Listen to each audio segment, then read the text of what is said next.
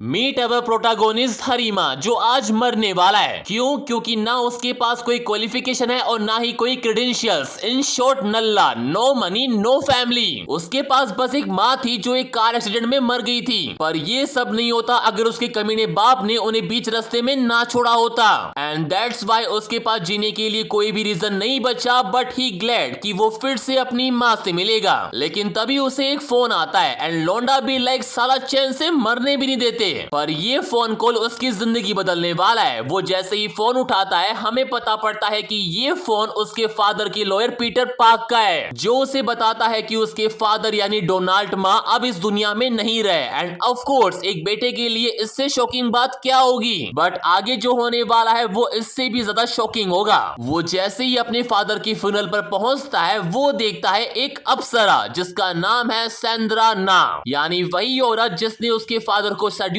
किया और उसकी माँ को घर से निकलवा दिया। वैसे इसमें उसके फादर की भी कोई गलती नहीं है जब चीज ही ऐसी हो। एनीवेज मुझे लगा वो उसे जानती होगी लेकिन उसने तो उसे कभी भी नहीं देखा। इनफैक्ट वो उससे ही पूछती है कि तुम डोनाल्ड माँ को कैसे जानते हो। एंड हमारा लोंडा भी लाइक मैं तो उन्हें बचपन से जानता हूँ। उसने उसे ये नहीं बोला कि वो डोनाल्ड का बेटा है, बट सैंड्रा के काइंड ऑफ नेचर को देखकर उसे लगा कि उसे सच बताना चाहिए। वो जैसे ही उसे सब कुछ बताने वाला होता है तभी वहां पर पीटर पार्क आ जाता है, जो आते ही सीधा काम की बात करता है। असल में वो यहाँ पर चेयरमैन डोनाल्ड की इनहेरिटेंस के इशू को एड्रेस करने के लिए आया है। वैसे तो नॉर्मल सिचुएशन में सारे असेस उसके एक ही इलीगल फैमिली मेंबर यानी सैंड्रा ना को मिलती, लेकिन आज सुबह अचानक पीटर पार्क को एक अनोइनस यानी गुमनाम लेटर आया जिसमें उनके बेटे हैरी का जिक्र था। एंड ऑफ कोर्स ये इंफॉर्मेशन उसके लिए भी काफी नहीं थी। दैट्स वाई वो आगे बढ़ने से पहले वो इसकी इन्वेस्टिगेशन करेगा यानी डीएनए टेस्ट।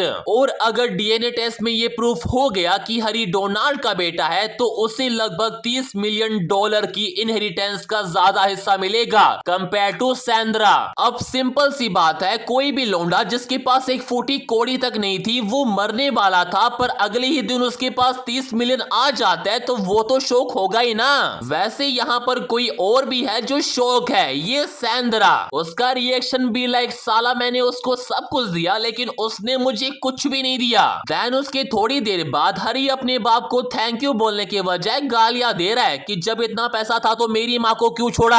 अगर उसके बाप ने थोड़ा सा भी पैसा शेयर किया होता तो आज उसकी माँ जिंदा होती। वो ये सब कुछ सोच ही रहा होता है तभी वो कुछ लोगों को अपने बाप की बुराई करते हुए सुनता है, जहाँ एक बंदा बोलता है कि फ्यूनरल में इतने कम लोग क्यों आए, तो दूसरा बंदा उसे रिप्लाई देता है कि तुम डोनाल्ड माँ की बात कर रहे हो, अगर तुम भी उसकी तरह जीते हो ना तो तुम्हारे साथ भी कोई नहीं होगा। उसने अपनी फैमिली को छोड़ दिया, वो भी एक यंग मिस्ट्रेस के लिए, और मैंने तो ये भी सुना है कि वो करते करते मरा है। हाँ वही सब, मतलब ये वही वाली बात हो गई कि प्राण जाए पर ठुकाई ना जाए। देन वहां से बाहर आने के बाद हरी भी लाइक उसे यकीन नहीं हो रहा कि उसका बाप ये सब करते हुए मर गया। वो अभी भी उसे गालियां दिए जा रहा है कि इधर मेरी माँ दर्द में जी रही थी और तू किसी और को दर्द दे रहा था। एंड तभी वो खिड़की से उसी औरत को देखता है जिसके साथ उसका बाप every single night WWE match खेलता था, वो भी बैड वाला। एंड ये साला इमेजिन भी कर लेता है कि उनका मैच किस लेवल पर होता होगा। बट अब आने वाला है कहानी में एक तगड़ा टर्निंग पॉइंट, और अगर अब तक ये स्टोरी काफी बोरिंग लग रही थी तो भाइयों और उनकी बहनों असली मजा अब शुरू होगा। हरी जब ये सब कुछ सोच रहा होता है तो एक बंदा पीछे से आकर उसके सर पर रोड की देकर मारता है, और एक बार नहीं जब तक वो मर नहीं जाता तब तक मारता ही रहता है। But here is a twist, वो जैसे ही मरता है वो दोबारा उसी टाइम पर वापस आ जाता है जब वो सुसाइड करने जा रहा था, यानी एक तरीके से उसी दिन की सुबह। उसे बिल्कुल भी समझ में नहीं आता कि ये सब कुछ क्या हो रहा है। ही थॉट कि शायद ये कोई सपना है, पर तभी उसे फिर से पीटर पार्क का फोन आता है और वही सब कुछ दोबारा होता है जो पहले हुआ था। लाइक फिर से अपने बाप के फ्यूनरल में जाना और सैंड्रा ना से मिलना। उसे लिटरली कुछ भी समझ में नहीं आता कि ये सब कुछ क्या हो रहा है। लेकिन तभी वो एक बंदे को नोटिस करता है जो और कोई नहीं बल्कि वही होता है जिसने उसे मारा था। एंड फाइनली वो समझ जाता है कि वो टाइम में पीछे आ गया है। वो सब कुछ याद करने की कोशिश करता है कि उसने करीब 8 बजे अपने फादर को रेस्पेक्ट दी थी, और इन लेकिन मिडनाइट वो मर गया था, विच मीन्स अगर वो यहाँ पर ज्यादा देर तक रुकता है तो ही डाई अगेन। पर उसकी फटके हाथ में तब आती है जब ऑलमोस्ट 12 बज चुके होते हैं। उसे कुछ भी समझ में नहीं आता कि अब वो क्या करे, लेकिन तभी वही होता है जिसका उसे डर था। वो बंदा फिर से आता है और फिर से उसे मार देता है। एंड ऐसे ही कई बार ट्राई करने के बाद वो एंडिंग को नहीं बदल पाता। वो उस घर में कहीं भी छुपे, वो बंदा उसे कहीं से भी ढूंढ निकालता और मार देता। उसे कोई भी आइडिया नहीं है कि वो बंदा कौन है और वो उसके बाप के फ्यूनरल में क्या कर रहा है। उसकी जिंदगी के पहले ही एल लगे हुए थे, ऊपर से ये। पर इतनी बार मरने के बाद उसे एक चीज समझ में आ गई है कि अगर उसे इस टाइम लूप से बाहर निकलना है तो उसे उस मर्डरर को मारना पड़ेगा। और कहीं ना कहीं इन सब में सैंड्रा ना भी जुड़ी हुई है, तो उसे उससे भी रिवेंज लेना है। वो ये सब कुछ सोच ही रहा होता है, तभी उसे फिर से पीटर पार्क का फोन आता है। लेकिन इस बार वो उसका फोन उठाता ही नहीं है कि अगर मैं उठाऊंगा ही नहीं तो उनको मेरे बारे में पता भी नहीं पड़ेगा। इस बार लोंडा अपना पूरा दिमाग लगा रहा है, यहाँ तक कि वो गेटअप चेंज करके अपने बाप के फ्यूनरल में भी पहुंच जाता है, उन दोनों की नजरों में आए बिना। क्योंकि उसे लग रहा है कि इन दोनों का कहीं ना कहीं उसके फादर की मौत में हाथ है, और सबसे पहले उसे यही फिगर आउट करना है। वो उन दोनों की नजरों में आए बिना कुछ ना कुछ क्लू ढूंढने की कोशिश करता रहता है, और ऐसे करते करते रात भी हो जाती है। वो दोबारा उसी जगह पर आता है जहां वो पहली बार मरा था। वो अपना फोन भी चेक करता है और देखता है कि मिडनाइट ऑलरेडी हो चुकी है। दैट मीन्स लोंडे ने अपनी डेस्टिनी फाइनली चेंज कर दी है। वैसे रियल डेस्टिनी तो अब बदलने वाली है। वो खिड़की से सैंड्रा ना को देखता है जो अपने कपड़े उतार रही होती है, और उस रूम में वो अकेली नहीं होती, वहां पर ये मर्डरर भी होता है जिसका नाम है चार्ली किम। और वो वहां पर क्या कर रहा है, उसके साथ लूडो खेल रहा है। पर जब वो उसके साथ खेल रहा होता है, वो सैंड्रा से डोनाल्ड के किसी स्टैम्प के बारे में पूछता है, क्योंकि वही एक चीज है जिससे उन्हें उसकी इनहेरिटेंस मिल सकती है। पर सैंड्रा भी लाइक वो अभी भी उसे ढूंढ रही है, उसे पता नहीं कि वो स्टैम्प कहां पर है। लेकिन ये चार्ली वाकई में 420 है, उसे अच्छे से पता है कि सैंड्रा झूठ बोल रही है। दैट्स वाई वो उसे दिखाएगा कि रियल बॉस कौन है, कैसे, ऐसे। और अगर वो उसकी बात नहीं मानती तो वो सीधा उसकी बेटी के पास जाएगा। हमारा लोंडा भी बाहर से उनकी बातें सुन रहा होता है और उसे भी यकीन नहीं होता कि उसकी बेटी है। बट इससे पहले कि उनका शुरू हो, इसका फोन आ जाता है। फोन आते ही ये अलर्ट और लोंडा फुर। वो भागते भागते अपना फोन चेक करता है और देखता है कि ये तो पीटर पार्क का फोन है जो ऑलरेडी उसके सामने ही खड़ा होता है। इनफैक्ट वो भागते भागते उससे टकरा भी जाता है। अब इससे पहले कि पीटर पार्को को समझ में आता, पीछे से ये लोग भी आ जाते हैं। आई डोंट नो उनके बीच क्या बात हुई, लेकिन हमारा बंदा इज सेफ नाउ, ऐसा उसे लगता है, क्योंकि सैंड्रा ना पीछा करते करते उसके घर पहुंच चुकी है और उसे अच्छे से पता है कि ये हैरी माँ का घर है। हैरी को कुछ भी समझ में नहीं आता कि उसे दरवाजा खोलना चाहिए या नहीं। इन शॉर्ट उसकी फटी पड़ी है, और इधर सैंड्रा ना बार बार उसे दरवाजा खोलने को कह रही है और बोल रही है कि तुमने उसे देखा था ना, उसने ही तुम्हारे बाप को मारा है, प्लीज हेल्प मी। और फिर क्या, हैरी उसकी बातों में आ जाता है और दरवाजा खोल देता है। वो उसे बोलती है कि मुझे पता है कि तुम मुझे जानते हो, एटलीस्ट मुझे एक्सप्लेन करने का एक मौका तो दो, तुम जो चाहोगे वो मैं करूंगी। वो उसे ये भी बोलती है कि अटॉर्नी पार्क ने मुझे सब कुछ बता दिया है, and at this rate Charlie तुम्हें भी मार देगा, so let me help you please. बेचारे हैरी के पास कोई और ऑप्शन नहीं बचता, तो वो उसे अंदर बुला लेता है। अंदर आने के बाद वो उसे थैंक यू बोलती है और कहती है कि तुम काफी काइंड हो, जस्ट लाइक योर फादर, और तुम बिल्कुल उनकी तरह दिखते हो। बट हैरी भी लाइक ये चिकनी चुपड़ी बातें बंद कर और सीधा पॉइंट पर आ। वो बंदा मुझे क्यों मारेगा और उसने मेरे फादर को क्यों मारा, इसके पीछे कोई ना कोई रीजन तो जरूर होगा ना। हाँ है, पैसा। उसने ये सब पैसों के लिए किया है। असल में चार्ली किम एक famous country side gang leader था, लेकिन एक मेजर इंसिडेंट के बाद उसकी गैंग टूट गई। फिर उसने डिसाइड किया कि वो खुद का बिजनेस स्टार्ट करेगा, इसलिए उसने हैरी के फादर से पैसे बोरो किए। पर बिजनेस स्टार्ट होने से पहले ही एक दोस्त ने उसे बैकस्टैप कर दिया। इंटरेस्ट रोज बढ़ता गया और चुकाने का कोई भी रास्ता नहीं बचा, तो उसने डोनाल्ड की ले ली। और इतना ही नहीं, वो सैंड्रा ना को भी ब्लैकमेल कर रहा है। अपनी इतनी सैड बैक स्टोरी सुनाते हुए बेचारी काफी इमोशनल हो जाती है और हरी को गले ही लगा लेती है और कहती है कि तुम ही हो जो मेरी हेल्प कर सकती हो, एंड कैसे अटोनी पार्क से मिलकर इनहेरिटेंस को रिनाउंस करके, और उसके बाद हरी जो उसे बोलेगा वो वही करेगी। वो उसे आगे भी बोलती है कि उसे वही करना चाहिए जो उसकी और उसकी मॉम के लिए सबसे बेस्ट हो, एंड शी प्रॉमिस हिम कि वो बाद में इनहेरिटेंस में से उसे हिस्सा भी देगी। सच बताऊं तो हरी उसकी बातों में आ ही जाता अगर वो उसकी मॉम को बीच में ना लाती, पर मॉम वर्ड सुनते ही हरी बी लाइक मगर लाडली गो गो गो।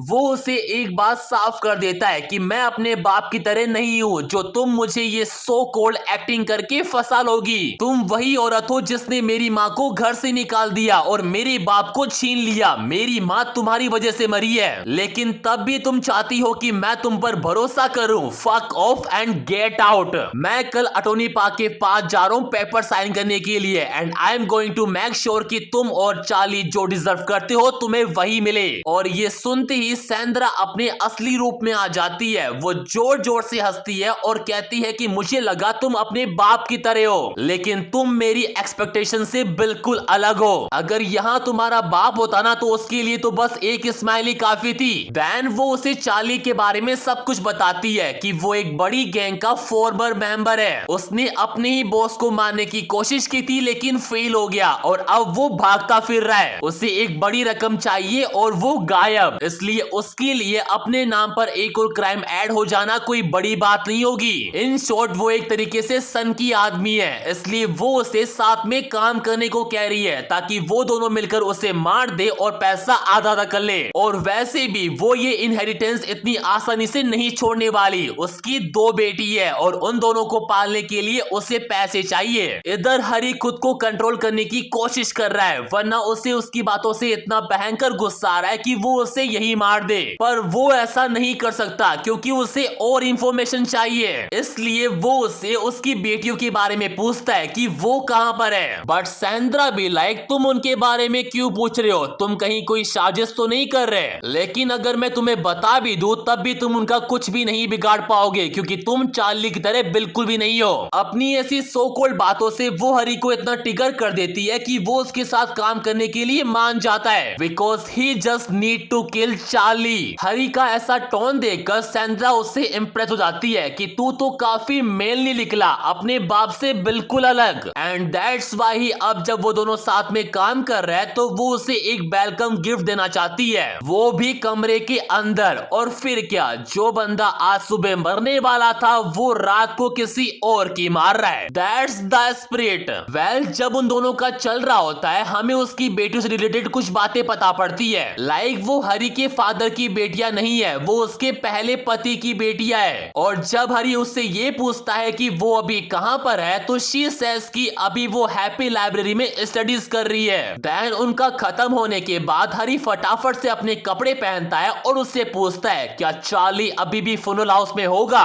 Because he going to kill him. Then उसके बाद हम चार्ली को देखते हैं जो फ्यूनरल हाउस के बाहर खड़ा होकर सैंड्रा को फोन करता रहता है, पर तभी हरी पीछे से आता है और उसके सर पर रोड की देकर मारता है। चार्ली के तो पल्ले नहीं पड़ता कि ये कौन है, उसे लगता है कि उसके बॉस ने उसे भेजा है। बट जब वो उसकी रोड पकड़ता है तब उसे पता पड़ता है कि ये तो उसका यंग मास्टर है। और सीरियसली ये चार्ली वाकई में डेंजरस बंदा है। उसे पता पड़ जाता है कि चार्ली किसी की बातों में आकर उसे यहाँ मारने के लिए आया है, और ये भी कि वो सैंड्रा ही है। उसे उस पर गुस्सा तो आता है पर he like it's better this way, और हरी को एक लात मारकर गिरा देता है। वो उसे यहाँ आने के लिए थैंक यू भी बोलता है क्योंकि उसके लिए तो ये इजी हो गया। पर इससे पहले कि वो उसे मारता Harry be like go head and kill me again. तुम्हें नहीं पता कि मैं तुम्हारे हाथों से कितनी बार मर चुका हूँ, इसलिए मुझे अब तुमसे डर नहीं लगता। वो उससे आगे भी बोलता है कि मुझे फर्क नहीं पड़ता कि तुमने मेरे बाप को मारा या नहीं, लेकिन वो पैसे मेरी माँ के हैं। उसने इनके लिए दिन रात काम किया है और मैं तुम्हारे जैसे कमीने को इसे इतनी आसानी से लेने नहीं नहीं दूंगा। उसकी बातें सुनकर चार्ली को समझ में आ जाता है कि ये सब कुछ सैंड्रा ने ही कहा होगा कि उसने उसके बाप को मारा है, एंड दैट्स व्हाई मरने से पहले वो उसे एक सच बताता है कि उसने उसके बाप को नहीं मारा।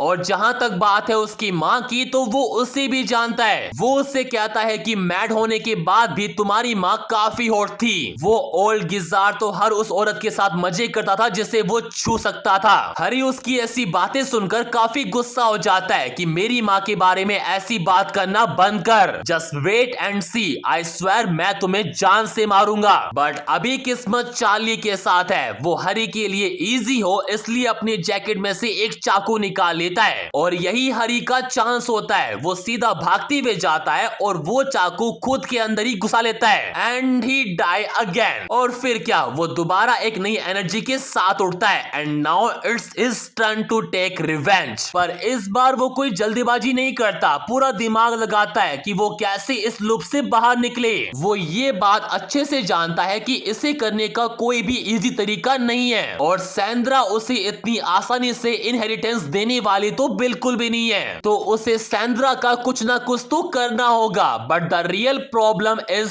Charlie Kim. अगर उसे पैसे मिल भी जाता है पर जब तक ये जिंदा है तो इन सब का कोई भी मतलब नहीं है। तो उसे कैसे ना कैसे करके पहले सैंड्रा को अपनी साइड करना पड़ेगा और ये करने का केवल एक ही तरीका है, उसकी डॉटर। देन फिर क्या, हैरी सीधा उसकी बेटी को ढूंढते ढूंढते हैप्पी लाइब्रेरी पहुंच भी जाता है। लेकिन अब जब वो इसके बारे में सोचता है तो उसे बिल्कुल भी नहीं पता कि वो दिखती कैसी है। इट्स लाइक घास में से सुई निकालना। वो ये सब सोच रहा होता है तभी उसे एक लड़की की आवाज आती है जिसे एक लड़का परेशान कर रहा होता है। क्यों? क्योंकि उनकी रिलेशनशिप को 3 महीने हो चुके हैं लेकिन अभी तक उन्होंने कुछ भी नहीं किया। दैट्स व्हाई लौंडा उसे बोल रहा है कि ये तो काफी अनफेयर है। लेकिन वो लड़की उससे कहती है कि 3 महीने का क्या मतलब है, मैंने तुम्हें कभी भी हाँ नहीं कहा, ये सब तुम्हारे दिमाग में है। अरे दीदी, जब हाँ नहीं कहा तो 3 महीने तक उसके साथ क्या खो खो खेल रहे थे। खैर लड़के को इन सब बातों से गुस्सा आ जाता है तो वो उसे सीधा बेसमेंट ले आता है जहाँ कोई भी नहीं होता।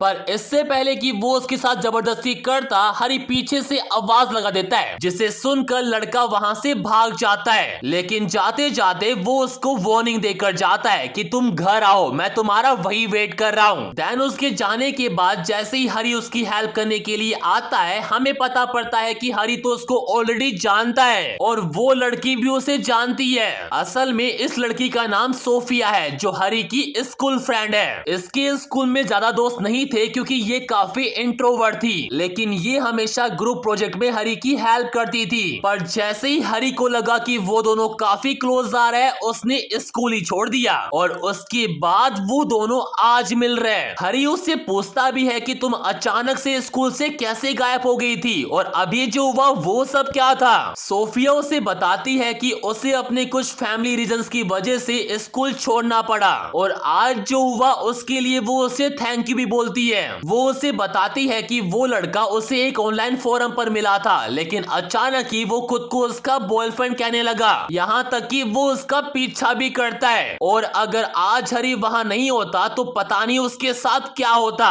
वो उसे कॉम्प्लीमेंट भी देती है कि वो पहले की तरह ही अच्छा और नाइस है। अगर हालात उसको परमिशन देते तो वो पहले की तरह उसके साथ स्कूल जाना पसंद करती। मतलब देख रहे हो, अगर उस लोंडे की जगह हरी होता ना तो पक्का अभी ये दोनों लगे पड़े होते। एनीवेज तभी सोफिया को उसकी मॉम का फोन आ जाता है जो उसे बताती है कि उसके स्टेप डैड की डेथ हो गई है। दैट्स व्हाई उसे अभी के अभी फ्यूनरल हाउस आना होगा। ये सुनते ही वो फोन रखती है और हरी को सॉरी बोलकर वहां से जा रही होती है। पर तभी हरी उससे पूछता है कि क्या तुम्हारे स्टेप फादर भी है, क्या मैं उनका नाम जान सकता हूँ? एंड शी सेज डोनाल्ड मा। ये सुनकर हरी कंप्लीटली शॉक हो जाता है क्योंकि इसका मतलब ये है कि ये सैंड्रा ना की बेटी है जिसके बारे में वो बात कर रही थी। सोफिया उसका ऐसा चेहरा देखकर उससे पूछती है कि क्या हुआ, यू लुक पेल। देन उसके बाद जो हरी उससे कहता है ना, उसका चेहरा भी कुछ वैसे ही हो जाता है। वो उसे बताता है कि डोनाल्ड मा उसके रियल फादर है। ये सुनकर सोफिया बी लाइक उसे बिल्कुल भी यकीन नहीं होता।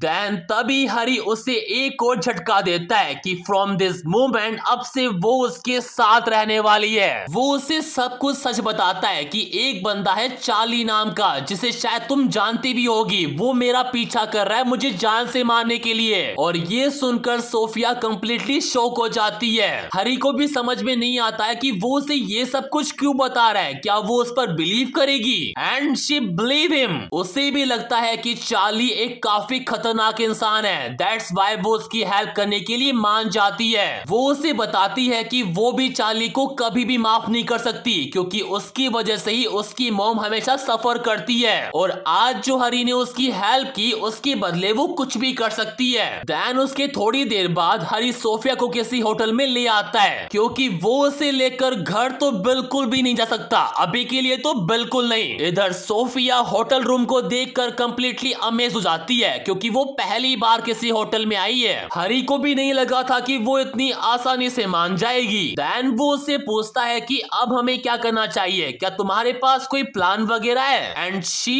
Is like I don't really know, मैं तो बस वही करने वाली थी जो तुम कहने वाले थे, क्या हम पुलिस को कॉल करें? आई थिंक हरी ने इससे कुछ ज्यादा ही एक्सपेक्ट कर लिया था, पर उसका आइडिया इतना भी बुरा नहीं है। इन सब माथापच्ची में वो पुलिस को तो भूल ही गया था। लेकिन तभी सोफिया को उसी बंदे का मैसेज आता है जो खुद को उसका बॉयफ्रेंड कहता है। वो उनका पीछा करते करते यहाँ पर आ गया है, और वो उसे वार्निंग भी दे रहा है कि अगर तुम दोनों ने कुछ भी ऐसा वैसा किया तो मैं तुम्हारे नेस्ट वाले कमरे में ही हूँ। ये सब देखकर हरी को कुछ भी समझ में नहीं आता, उसके पास वैसे ही टाइम नहीं है, ऊपर से ये। पर अगर उसे सोफिया का साथ चाहिए तो उससे पहले इससे निपटना होगा। सोफिया इन सब के लिए हरी से माफी मांगती है, क्योंकि उसकी वजह से ही उसे इन सब में पड़ना पड़ा। पर तभी हरी के दिमाग में एक आइडिया आता है। इधर हम उसी बंदे को देखते हैं जो उनकी बातें सुनने की कोशिश कर रहा होता है, और तभी उसे अजीब सी आवाज आती है, हाँ वो वाली। असल में यही हरी का प्लान है। वो सोफिया को बोलता है कि क्यों ना हम उसे हमेशा के लिए दिखा दे कि तुम उसकी गर्लफ्रेंड नहीं हो, और इसके लिए वो उसे जोर जोर से चिल्लाने की एक्टिंग करने को कहता है, और उनका ये प्लान काम भी करता है। वो बंदा उसे फोन करते ही नहीं रुकता,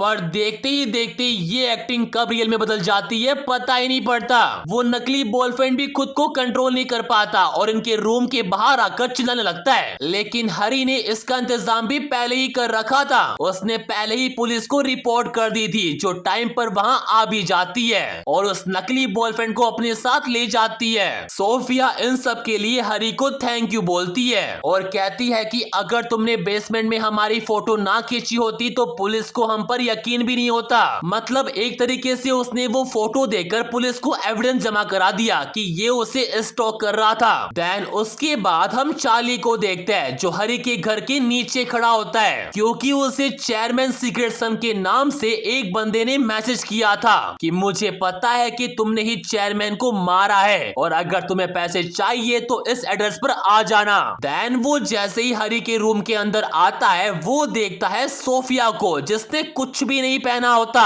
वो उसे देखकर थोड़ी देर के लिए स्तन हो जाता है और पूछता है कि तुम यहाँ पर क्या कर रही हो, वो भी ऐसे। तभी उसके दिमाग की बत्ती जलती है कि कहीं तुम ही तो नहीं थी जिसने मुझे टैक्स भेजा, क्या तुम ही चेयरमैन सीक्रेट सन हो? लेकिन उसको पूरा भरोसा है कि वो उस टाइप की लड़की बिल्कुल भी नहीं है। उसे लगता है कि उसकी मॉम ने उसे ये सब करने को कहा है। उसे ये तो पता था कि सैंड्रा अपनी बेटियों के लिए ऑब्सेसिव है, लेकिन उसे ये आइडिया नहीं था कि सैंड्रा पैसों के लिए अपनी बेटी को इस तरह बेच देगी। देन वो उसे कहता है कि गो हेड, तुम्हारी मम्मी ने तुमसे जो करने को कहा है वो करो, show me what you prepared. वो उसके साथ थोड़ी बहुत जबरदस्ती करने की कोशिश करता है, लाइक उसके पॉम पॉम दबाकर, और कहता है कि अगर तुम मेरे साथ काम करोगी तो तुम्हारी पूरी जिंदगी आराम से कटेगी। पर तभी सोफिया वहीं उसका हाथ होल्ड कर लेती है और कहती है कि मैं हरी की बजाय तुम्हें कभी भी नहीं चुनूंगी, हरी तुमसे कहीं ज्यादा स्ट्रॉन्ग है। और तभी हरी पीछे से आकर उसकी फोटो खींच लेता है, लाइक यही उसका प्लान था। उसे चार्ली के अगेंस्ट बस कोई एविडेंस चाहिए था। उसके थोड़ी देर बाद वहां पुलिस भी आ जाती है और वो चार्ली को अपने साथ ले जाती है। पर जाते जाते चार्ली हरी को बोलता है कि अगर तुम्हें पैसे चाहिए थे तो मेरे पीछे नहीं उसके पीछे जाते, और हाँ ये मत सोचना कि अभी सब कुछ खत्म हो गया है, I will see you soon. उसके बाद हरी नहाते नहाते इसी बारे में सोच रहा होता है कि कहीं वो सैंड्रा ना की तो बात नहीं कर रहा था, वो कमीना हो सकता है, पर उसको देखकर लग नहीं रहा था कि वो झूठ बोल रहा था। पर अभी के लिए वो इन सब बातों को जाने देता है और तभी वहां पर सोफिया भी आ जाती है। क्यों? उसके साथ नहाने के लिए। और नहाते नहाते ही वो दोनों शुरू हो जाते हैं। पर तभी सीन जाता है चार्ली की तरफ, जिसने उन पुलिस वालों को मार दिया है। और आई डोंट नो कि आगे हरी क्या करेगा, पर इसी के साथ हमारा ये पार्ट यहीं पर खत्म होता है। और अगर जानना है कि आगे क्या होगा तो सब्सक्राइब कर लेना।